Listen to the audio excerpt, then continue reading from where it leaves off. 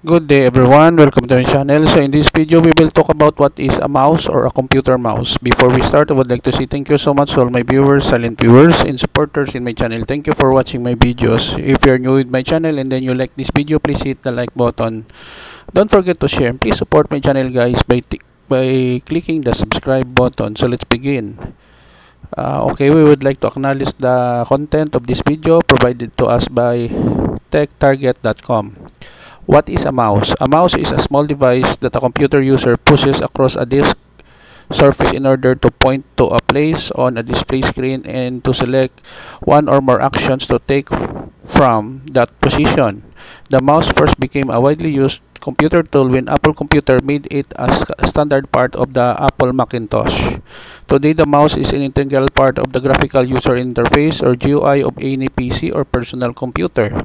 The mouse apparently got its name by being about the same size and color of a toy mouse. Mice typically have two buttons, a scroll wheel, and a laser sensor. They are used to move the cursor on the screen, select objects, and click on the buttons. Okay guys, so this is the end of our report on what is a mouse or a computer mouse. Thank you so much for watching. Don't forget to like, share, and please support my channel guys if you're new by clicking the subscribe button. See you in the next video tutorial guys. This is your friend Jake saying bye bye for now.